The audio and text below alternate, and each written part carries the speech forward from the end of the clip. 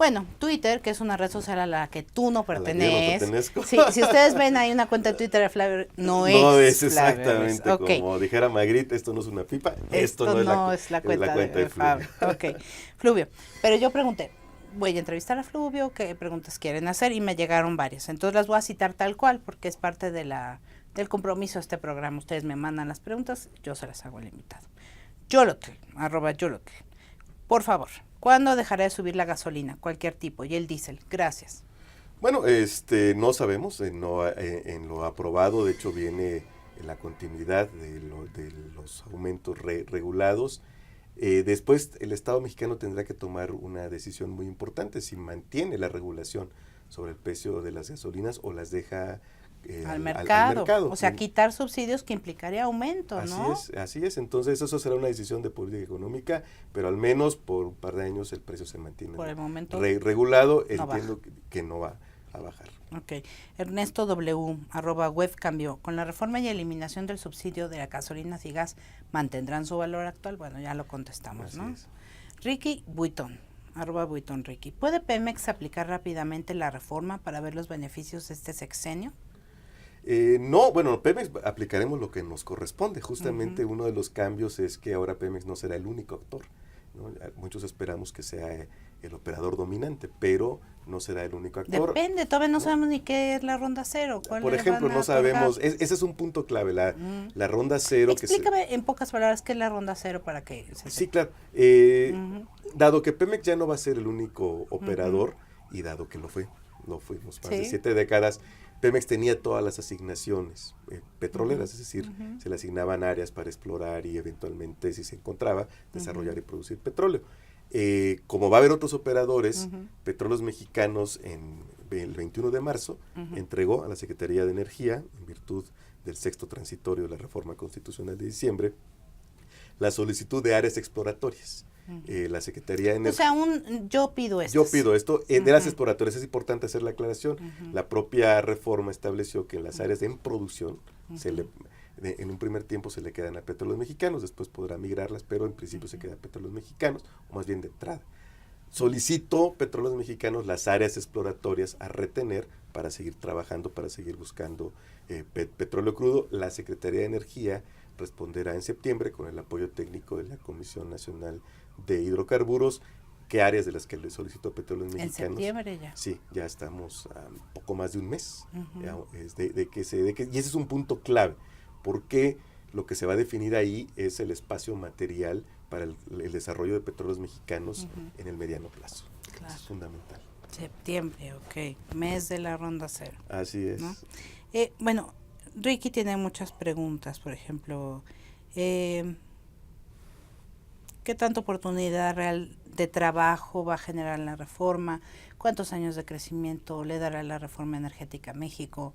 ¿Debe México apostar todo a que la reforma energética sea el pivote para su crecimiento a largo plazo? ¿Puede Pemex aplicar rápidamente la reforma? Bueno, esto ya se repitió. Todas esas son preguntas de Ricky. Preguntón Ricky. Así es, es una reforma compleja, es una reforma que ha rediseñado la arquitectura institucional del sector, que ha incluso planteado la fundación de nuevos actores como la Agencia Nacional de Seguridad Industrial y Protección Ambiental del sector hidrocarburos, ¿no? La propia Comisión Nacional de Hidrocarburos, que aunque mantenga el nombre, pues va a ser otra, es un organismo con una naturaleza completamente distinta. El mismo Pemex, van a renovar el consejo y ya no está el sindicato. Así es, el mismo Pemex, de hecho dejamos de ser organismo público para convertirnos en empresa productiva, vamos a mantener el nombre. Muchísimos cambios. Yo considero que esto va a tomar tiempo. Yo suelo decir que sé que en la era del internet pues, todo lo queremos para allá. Pero recuerden que esto es el sector de hidrocarburos, aquí todos son tiempos geológicos, así que aquí toma mucho tiempo. Así ¿Para la siguiente era, chicos? Para la siguiente era, exactamente. Okay. A ver, Luis Monarres, @Luis Gamova, ¿lo de consejero es de membrete o de veras aconsejaron por el bien de la patria? ¿Cuál? Bueno, nosotros tenemos una serie de facultades que justamente, pero digamos el objetivo de esta figura fue poder tener una voz independiente. Porque antes no estaba. No, antes ¿Quiénes pertenecían al Consejo? Al Consejo eran 6 secretarios de Estado que además podían enviar a quien fuera, entonces no había seguimiento. No necesitaba... No, simplemente digamos el que sí, pues el secretario de Energía, que era el presidente, y 5 miembros del sindicato. Al final de cuentas, la vida corporativa era prácticamente inexistente, servían más, y se puede ver hasta en la duración de los consejos, de 1 hora, 1 hora y media, era mucho más como un espacio de legitimación de decisiones tomadas por la propia administración. O la presidencia. En muchos casos. Realidad, entonces, ¿no? Petróleos Mexicanos se ha manejado así. Ahora hay un verdadero gobierno corporativo, las decisiones estratégicas de Pemex tienen todo un proceso, ¿no? Quizás incluso excesivo, porque solemos irnos en esta teoría del péndulo, a veces está, ¿no? Entonces, sí se dio una vida corporativa. Uno puede consultar los fallos del Consejo por internet. Hay ciertas cosas reservadas, sí, obviamente. pero en general todo está ahí en la página de internet, incluso mis votos en contra, ¿no? Cuando yo he votado alguna decisión en contra, pues ahí está la justificación, ¿no? Okay. La explicación. Bueno, Serge Herzog, @SergeHerzog. ¿Cuánto menos ha recaudado Pemex por el robo de ductos? ¿Pemex también participará en el fracking? ¿Por qué socializar la deuda? Bueno, lo de la deuda ya lo platicamos. Bueno, pues, hay estimaciones, son algunos miles de millones de pesos que nos ha costado. Algunos miles de millones. Por ahí. Tienes que estimarlo, no es fácil hacer el cálculo, pero por ahí los cálculos de que lo que ha costado a Petróleos Mexicanos el robo de combustibles, además han generado accidentes, que eso es todavía peor, porque ahí ha habido vidas humanas, ¿no? Derivadas de accidentes provocados por el robo de combustible. Entonces sí es un tema muy, muy complicado. La regulación sobre la explotación del shale gas, yo supongo que ya será del resorte de la nueva Agencia Nacional de Seguridad Industrial y Protección Ambiental o la Comisión Nacional de Hidrocarburos. Ellos tendrán que fijar las normas, ¿no? Que yo espero que sean además normas muy estrictas. Sabemos que es un tema muy sensible, ¿no? En términos del daño que puede generar al medio ambiente. En la reforma no se impidió, no está prohibido, no como tal, como sí ocurre en otros países, ¿no? En Francia, en algunos estados de la Unión Americana. O sea, lo que nos debe llevar, me parece, es a escuchar a la comunidad científica. Aquí me parece que este es un tema donde más allá de las posiciones que se puedan tener en términos políticos, aquí sí realmente cuenta, y yo espero que cuando se vaya a hacer la regulación, que además debe ser rápido, pues escuche, ¿no? las voces autorizadas, porque es un debate, sobre todo un debate técnico y científico. Sí. Tuparo Sengio, yo soy Sengio. ¿Cuánto tiempo durará en explotar las reservas petroleras de México y el gas natural? Aquí es importante decir algo. Las reservas no son una unidad física, no simplemente volumen. La reserva es una cantidad que tiene una naturaleza técnica, económica y física, por supuesto. Es decir, al precio de hoy, con la tecnología de hoy, ¿qué volumen puedo extraer que sea rentable hacerlo? Entonces, que sea rentable. Hacerlo. Entonces, reservas probadas. Exactamente. Tienes, si el precio del petróleo se incrementa, tus reservas pueden incrementarse. De hecho, en esta época en que estamos de precios altos, decimos que Venezuela es el país con las mayores reservas del mundo, porque su crudo pesado del delta del Orinoco se vuelve rentable.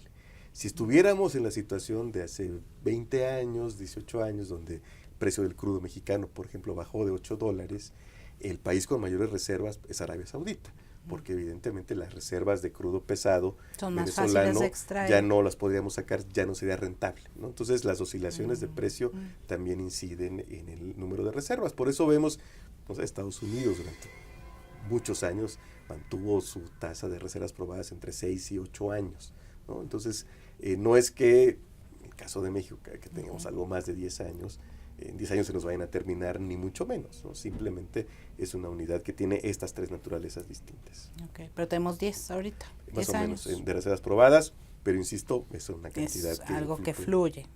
Mira qué interesante. Cancino Dinorin, @DinoAzul, 1974. ¿Pemex tendrá derecho a intervenir en forma recíproca en pozos de petroleras extranjeras? Sí, hay la posibilidad de establecer alianzas. No me parece que esa sea la mejor parte de la reforma, porque termina siendo la Comisión Nacional de Hidrocarburos quien decide con quién se puede aliar o no Petróleos Mexicanos. Eso mediante una alianza. Sí, eso no se hace en la práctica internacional. Y en el caso de los yacimientos transfronterizos, que es una de las críticas que yo hago a lo aprobado, lo único que se estableció, por ejemplo, es que Petróleos Mexicanos tendrá al menos el 20% de los proyectos del lado nacional. Yo sí creo que esa es una de las ausencias de la reforma, que no hay consideraciones de seguridad nacional. A mí me parece que en el caso de los transfronterizos tendrían que haberse tomado en cuenta y Petróleos Mexicanos ser o bien el operador del lado nacional o bien el socio mayoritario en los proyectos transfronterizos, ¿no? Yo sí estoy convencido que esa es una ausencia en la reforma, ¿no? Las preocupaciones de seguridad nacional, no hay discusión sobre cómo se van a proteger en 5 o 8 años que haya instalaciones, infraestructura de petroleras internacionales. ¿Quién las va a proteger? Qué grave eso, sí, ¿no? Sí, yo creo que es una ausencia grave.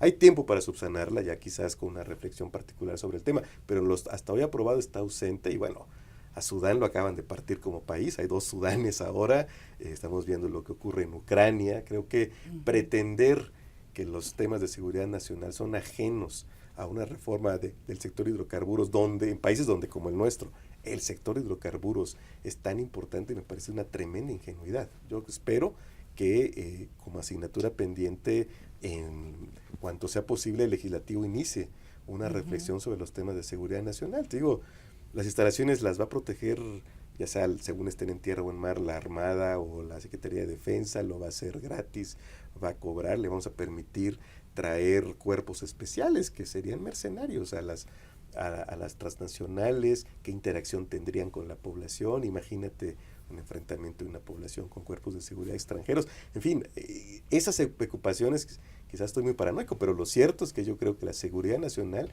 va implícita a cualquier reflexión sobre el sector hidrocarburos y es una gran ausencia de esta reforma. A ver, Mari Carr pide que le hagas un resumen, @CarMRuiz. 3 ventajas contra 3 desventajas a corto plazo. Saludos. Bueno, en el caso de Petróleos Mexicanos, la principal es que se convierte en empresa, que va a tener una menor carga fiscal. La descarga va a variar de las condiciones, porque un elemento fundamental para la carga fiscal de Pemex es el límite de deducción, y se asoció al precio, ¿no? Se estableció 12.5% del valor de la producción, lo cual lo asocia directamente al precio, y conforme oscile esto subirá o bajará, y una mayor flexibilidad para determinar sus presupuestos.